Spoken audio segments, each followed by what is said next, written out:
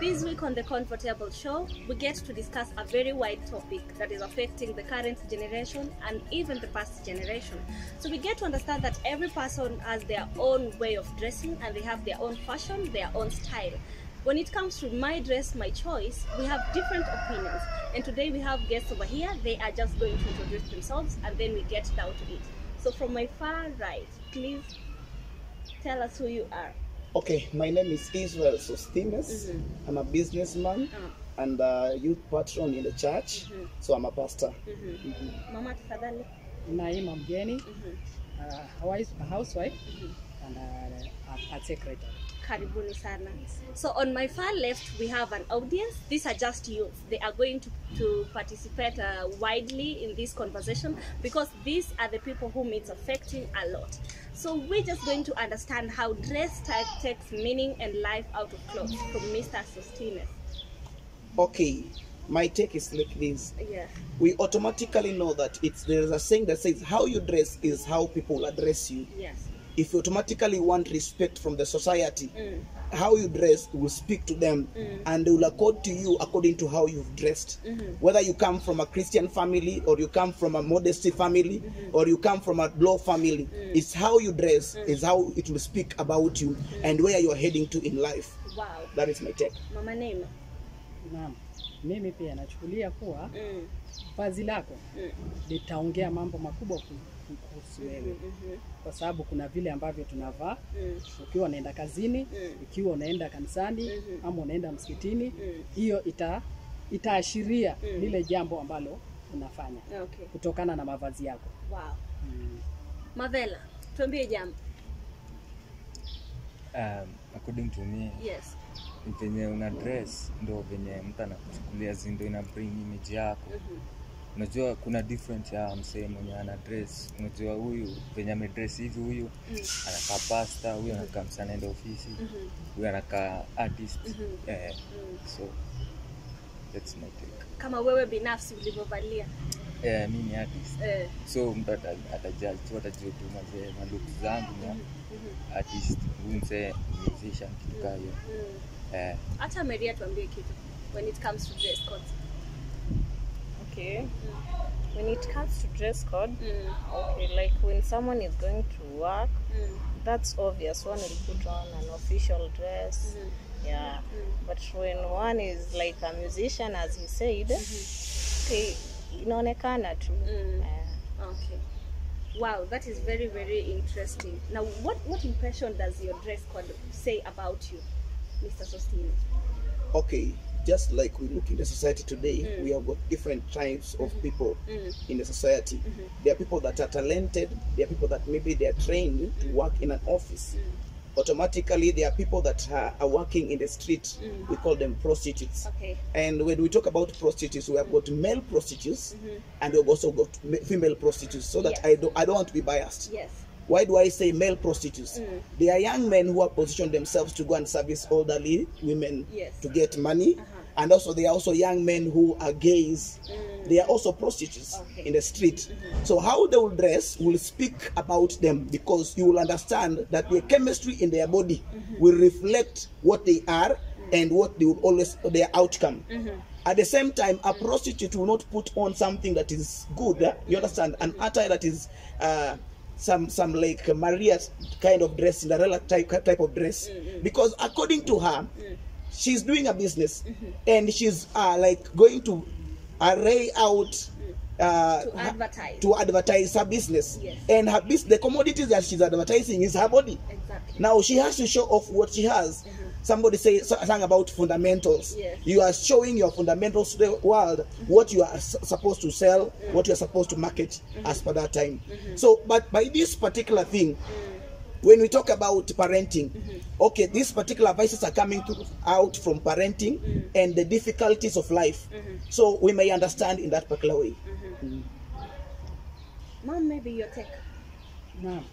Mimi nachukulia kuwa mtu atachukulia vile atataka kuvaa kulingana na kile anachotaka kwenda kufanya. Kwa sababu siwezi sema sasa hivi niambie mtoto wangu labda avae miniskirt atoke aende msikitini.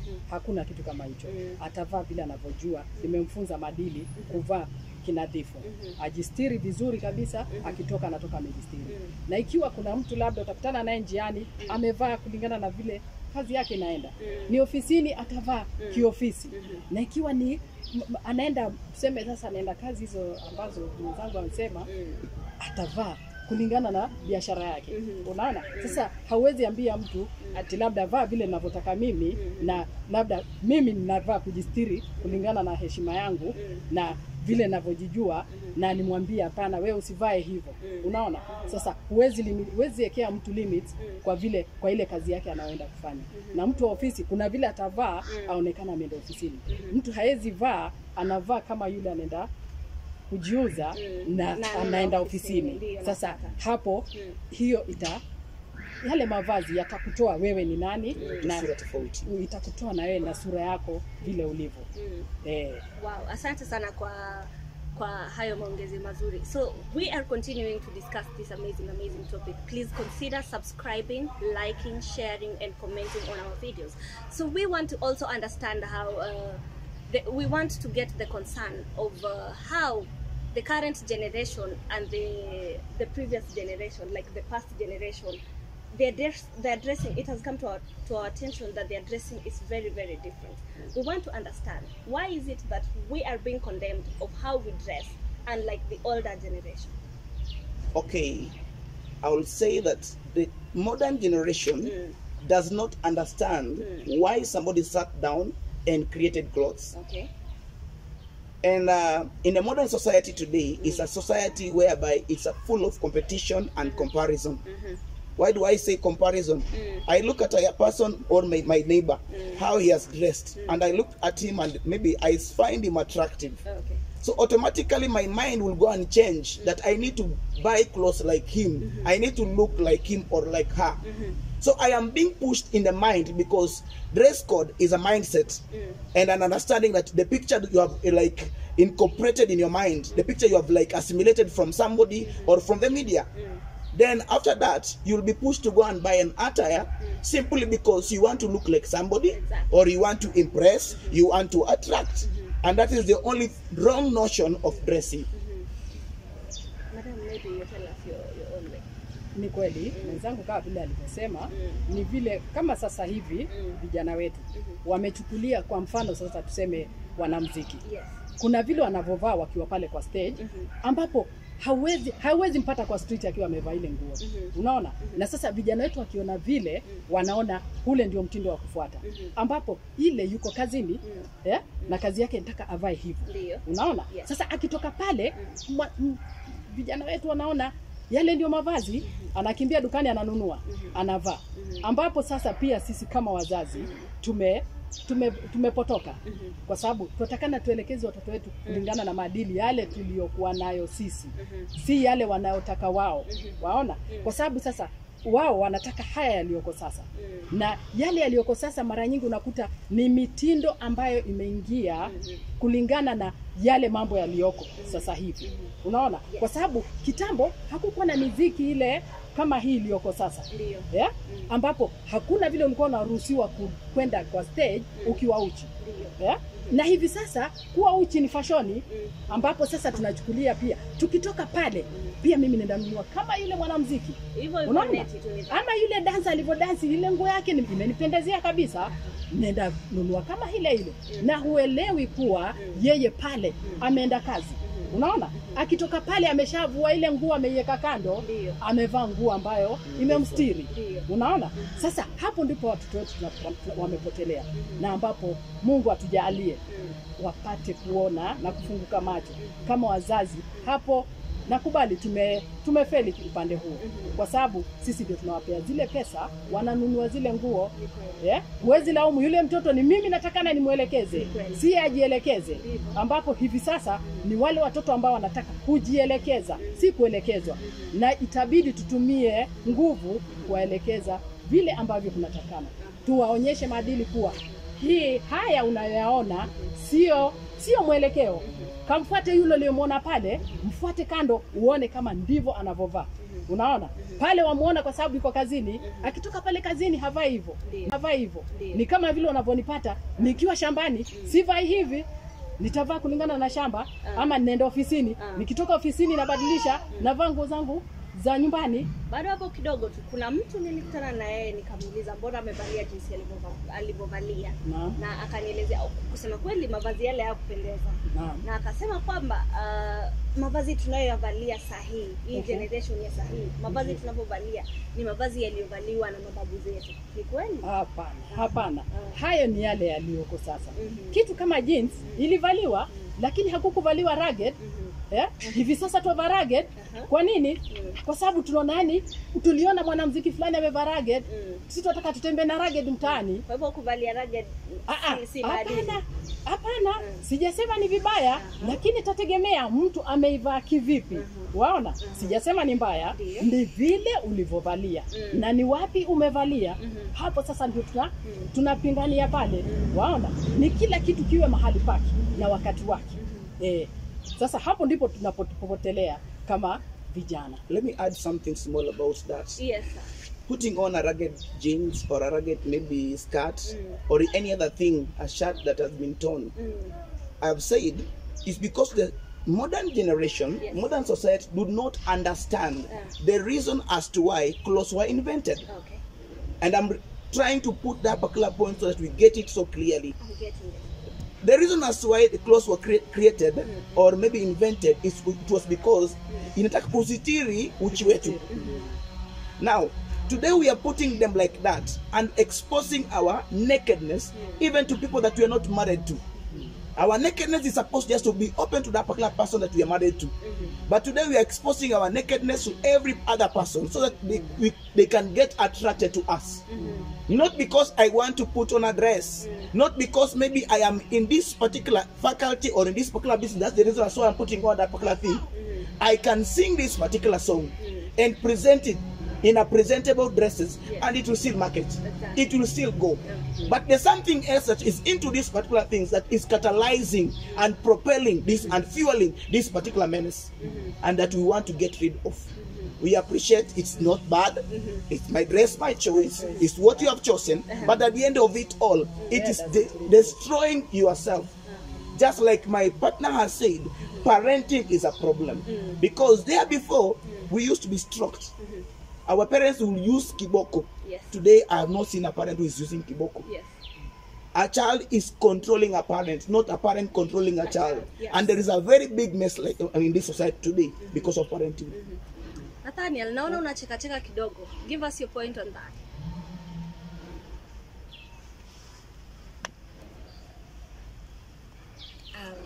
According to me, Yes.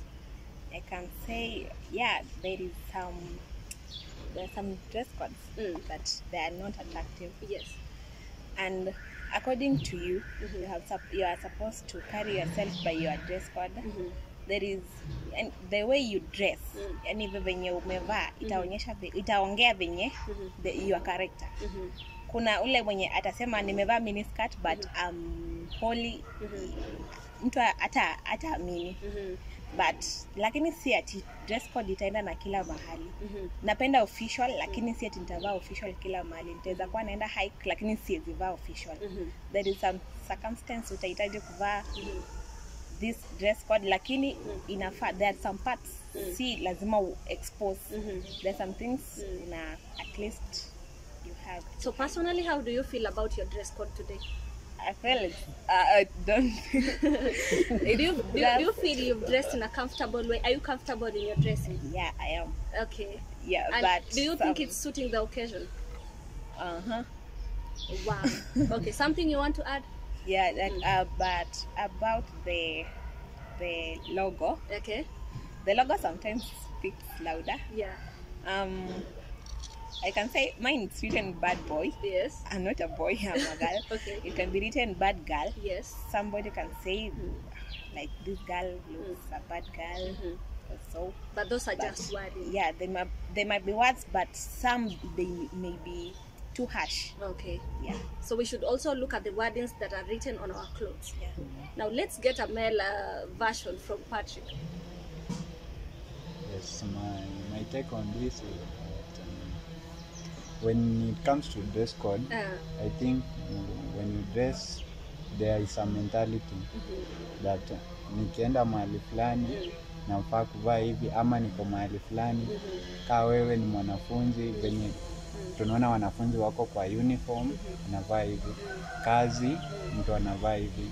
So mostly people are judged na hiyo ni natural. As in, mimi nikikuangalia wewe venye umevaa nitajua what type of a person are you. Unaona? So dress code in general, I think watu wanafaa tu uvae kulingana na venye uko na, as people judge you, inaonesha how you are rated in the society. Do you feel like how we are dressing as youths wa sahi na youths wale wa kitambo, there's a very big difference?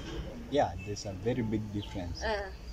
Ilikuwa ukiona watu tuseme wazee venye wanavaa hadi saa hii, ukiona venye wanavaa utapata mzee akivaa longi amevaa longi kubwa, lakini kijana wa saa hii utampata amevaa a skinny trouser. No. Now what is the importance of putting on a skinny trouser? It's not actually it's just a dress. It depends with how you like. Unaona? Kuna mtu mwenye anapenda a baggy cloth, unaona? Na kuna mwenye anapenda a skinny one. So people have their taste. Yeah, it ina depend tu na taste ya mtu. But as we venye generation inaenda pia tunaona this old clothes zina didimia azwe, they're fading away. So hatutarudi tena kuanza kusema ati turudi nyuma ama tuanze kwenda kwa makampuni tuambie watuundie, unaona? So it's how you fit in with the society, unaona? Right. And then there is this notion, back to societiness, there's this notion that people have created in their minds that when you see someone with dreadlocks, just like Mavela over here, or when you see someone with short tight skirts, and when you see them doing their long nails, you see them, maybe they've pierced on the nose, they've pierced on the, like several parts of their body, they are looked at as people who have a bad influence in the society. Is that good? Should people be judged from how they're dressing? Okay, according to my take, I don't say that kwamba people that have got dreadlocks are bad. You find that there are few that are rogues. Yes. A few are associated with weed, but a few is just a style that they feel is good for them, and they keep it unto them so that they feel so high. It raises their confidence. That's what they love. So my take on dreadlocks, I have got no problem with dreadlocks as long as they are neat. Because there are some other people that their dreadlocks, if you look at them, you'll feel like puking. You won't even come closer to them, and you won't even need them to come closer to you, even if they are your relatives.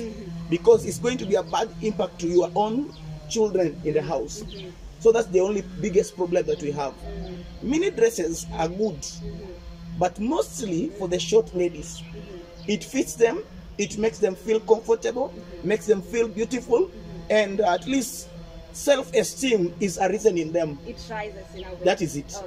But in most cases, when they are going maybe to places of worship, let them carry something like a lasso.